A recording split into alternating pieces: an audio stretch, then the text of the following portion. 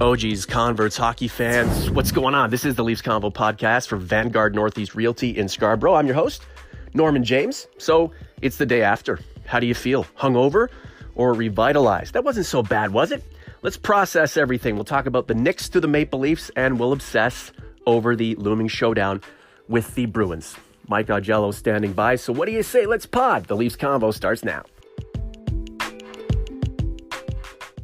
The Leafs Convo is brought to you by Vanguard Northeast Realty. With over 15 years' experience, Vanguard provides superior level of service for commercial real estate tenants and owners. For more information, visit vanguardne.ca. And we have linked up with the man, the myth, the magic, the one and only Michael P. Augello. Happy post-NHL trade deadline day. Thanks, Norman. How's it going?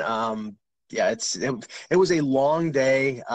Did 5 hours on Hockey Buzz doing our webcast, deadline webcast, and it was challenging since we had no power in the Buffalo area. So I was doing it with the Wi-Fi, with the hotspot from my phone, streaming the video. It was a challenging few hours.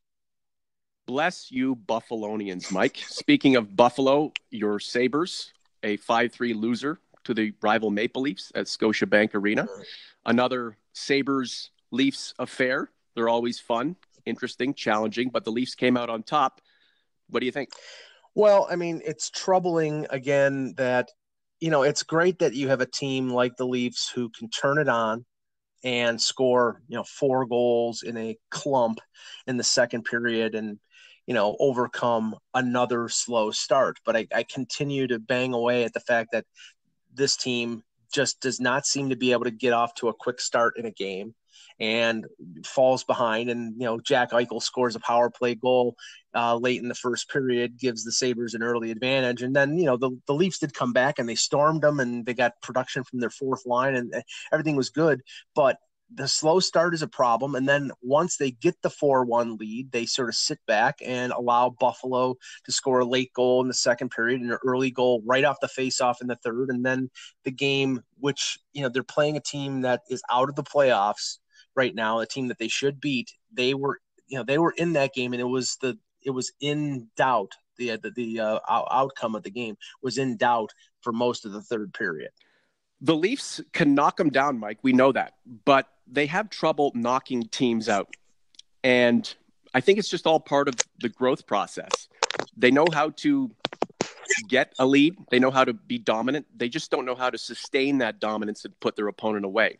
So the question is, can they mature in rapid fashion enough to get into the playoffs and beat the Boston Bruins, because that's what the focus is right now. I'm not so sure that's the case. However, if they did beat Boston, it would be a huge milestone in this process towards where the Leafs are trying to get to, and that's win a Stanley Cup. Well, it's clear that, the path that the Leafs took on deadline day and in the days leading up to it, and I heard Kyle Dubas's comments after the deadline that, they were comfortable with the group that they were bringing into, at the post deadline and into the playoffs. And I mean, I understand his confidence. There's a lot of talent there, and but it's going to be now, and it appears to be, it's going to be trying to overcome the muscle and the hitting and the antagonism of the Bruins with the skill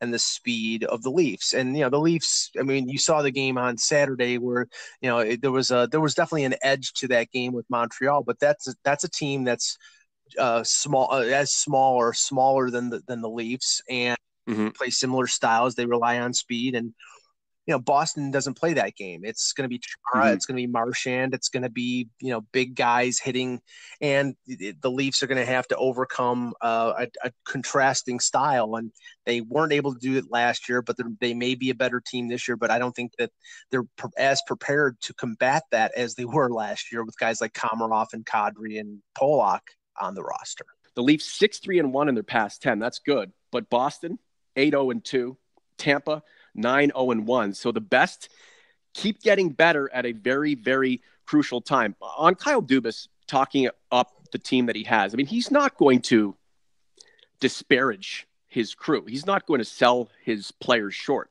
When he's throwing out Martin Marincin as, a possibility or a guy that he's counting on to help embolden the defense, those are talking points. He's going to bring that up. You never want to devalue your players. I think deep down, he understands a guy like Martin Marincin is not going to be involved in a blue line that wins a Stanley Cup.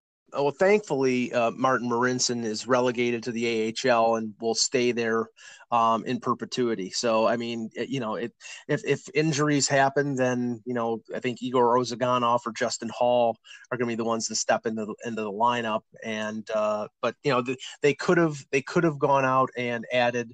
I'm glad that they didn't trade for Adam McQuaid because I thought he was a limited player. And like I think I said on a previous convo, the guy who likely would have sat if they would have acquired Adam McQuaid or Ben Lovejoy probably would have been Travis Dermott, and I think that would have been ill-advised. Now, it did sound like from the rumors that I heard before the deadline that Connor Brown might have been in play, that Jake Gardiner as an expiring contract may have been in play if they were able to get the top four defensemen that many people thought that they had a chance to get.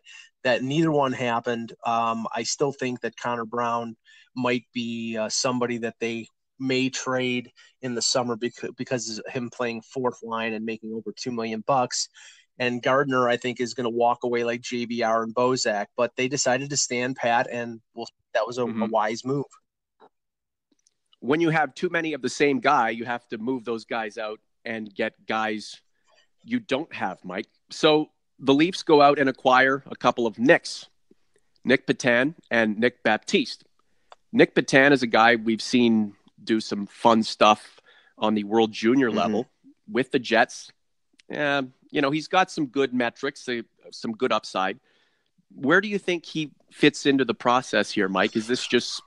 is it kind of a mechanical trade, or do you think that Kyle Dubas believes Nick Petan can be something effective for the core going forward? I think that Petan is a more effective winger than Par Lindholm. Par Lindholm, while, playing on the fourth line, he's playing out of position because obviously Babcock favors the size of Freddie Gauthier. And Gauthier had one of his best games of the year last night against the Sabres, but he's got 3 goals all year. So it's not like we're talking about a dramatic upgrade from Gauthier to Par Lindholm, but Petan can play center and can play wing, but is effective in both positions, and he is very fleet of foot. So Lindholm is an average skater, good penalty killer, but they have enough players that can kill penalties. So I think it was a mild upgrade.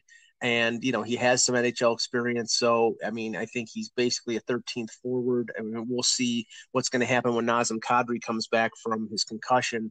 More than likely, Trevor Moore is going to go back down to the Marlies. But whenever Trevor Moore has come up, he has played really well. And I think we know that he's going to be on this roster next year. But I just think Petan is essentially a 13th forward. And the funny thing is they added somebody who basically they had in Josh Levo. Not in terms of style, but in terms of the fact that they're waiver ineligible, meaning they'd have to clear waivers to go back down to the Marlies. So that was the problem that Petan had with Winnipeg. They may have wanted him to send him down to the AHL, but they would probably have lost him on waivers. So, they swapped Lindholm, who can actually go down to the minors on waivers. Petan is, I think, just a more experienced NHL 13th forward.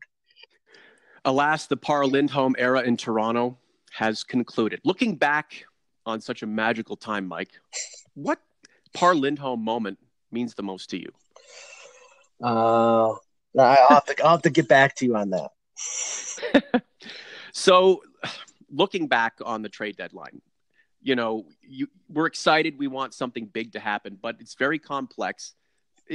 Big players, blockbusters don't necessarily happen anymore, Mike. With the salary cap era, it's difficult to make those kinds of deals. You can't freewheel. Now we're past it. Are we thinking, what? We're glad that Kyle Dubas didn't do anything too drastic? Well, let's say this. I don't agree with the premise that the blockbuster is over with, because I consider the Mark Stone deal with Vegas a blockbuster. I mean, they got him signed for 8 years, $9.5 million. Ottawa was in a situation where they had to move these guys or lose them for nothing. That's a big move for Vegas. That's a big Mm-hmm. forward who was an impact player.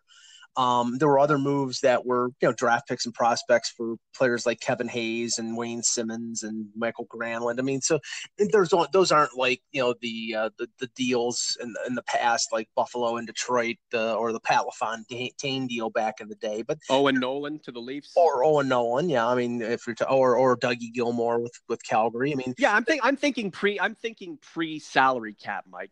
Yeah. It's not as easy to throw players around anymore because whoever you take on, you're taking on that salary, and it has to fit within the confines of the salary cap. That's what I'm getting at. We know Mark Stone, he's right up there with Gordie Howe, but you know what I'm saying, though, Mike. Yeah, but I mean, there's a difference between blockbuster and impact. I think there were a lot of impact for sure made yesterday, but I mean, I think there was room for an impact move. I mean, there were indications that the Leafs were in on Michael Furland until the end when Carolina decided not to move him. There were some indications that they were still in on Brandon Montour before he got traded to Buffalo.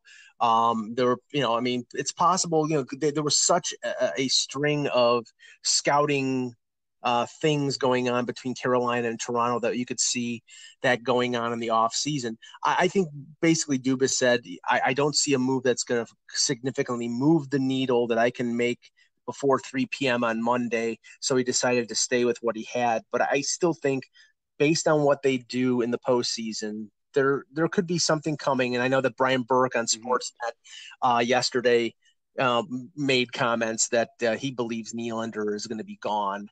And he's starting to play better, starting to play like the Nylander we had seen before, and he is playing center and he's impressing. I think that just increases his value and the possibility that he could be moved for the defenseman that the team needs. And if they fall short, if they lose in the first round because of defense, then that's going to be Kyle Dubas's marching orders in the summer is to get that defenseman that they've needed for 3 years.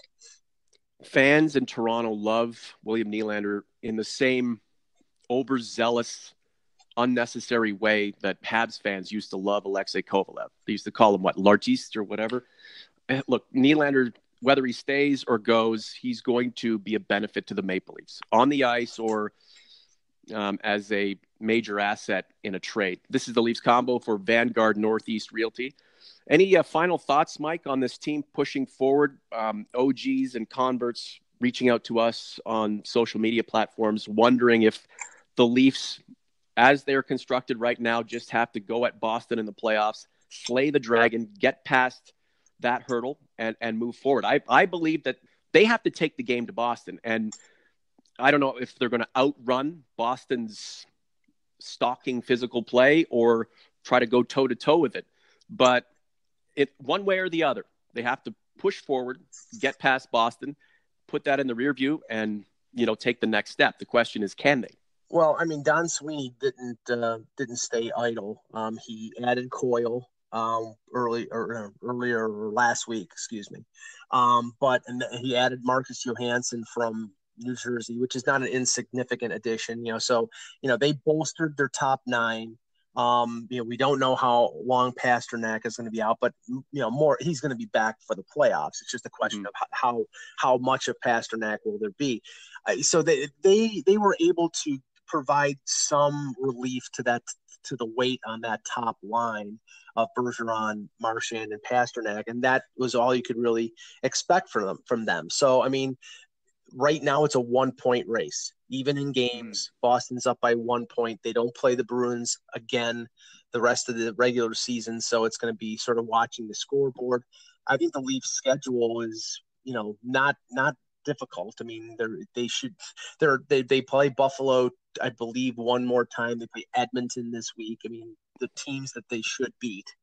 But sometimes this team has trouble beating the teams that they should beat. So it's going to be up to them to get home ice advantage. I think will be a big thing, but in the end, it's going to come down to the big players playing big, Matthews, Tavares, Marner, and getting goaltending out of Freddie Anderson. And I think before the end of the year, they have to get Freddie Anderson a little bit of a break because he's played, I think, now 5 games in a row, or 5 or 6. And you just can't have this guy playing all these games, but the drop off from him to Garrett Sparks is a chasm. Yeah, no question. Freddie Anderson is the guy's money. I love him. And he's got that competitive spirit that I'd like to see the rest of his teammates carry. And if that were the case, if that is indeed the case, I think the Leafs can beat Boston. Look, no matter what happens in this series with the Bruins, because that's what we're expecting and that's what we're anticipating. And that's what needs to happen for the Maple Leafs. No matter what happens, if the Leafs are at their best and Boston's at its best and the Leafs lose in a knock them down, drag them out 7-gamer where, the 7th game isn't the Leafs starting slow, then you just have to say that the Leafs aren't ready. But if it's a situation where the Bruins have come to play, they step on the gas from the first puck drop, and the Leafs are lost or confused or just not ready, that's going to be a major problem, because I don't know how you can overcome that. I don't know how you can develop out of that.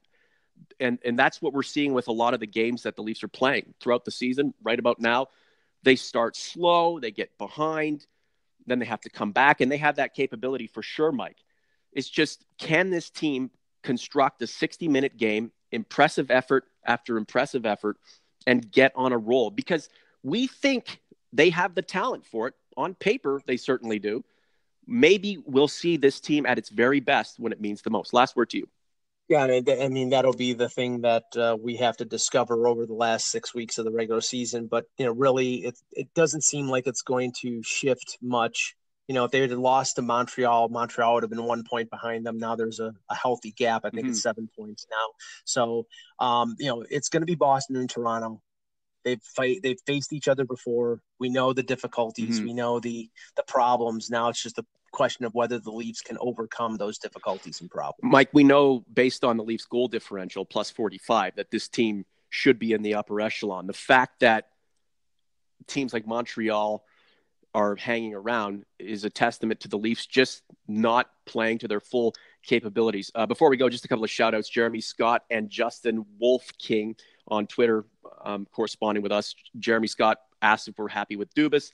Justin thinks that, this is a big moment for the Maple Leafs coming up, an opportunity to slay the dragon in the Boston Bruins. We shall see what goes down. Mike, we'll talk soon. We would like to thank Vanguard Northeast Realty in Scarborough, title sponsor of the Leafs Convo, demonstrating passion for the industry and a superior level of excellence in selling, leasing, and marketing your property. Vanguard Northeast Realty.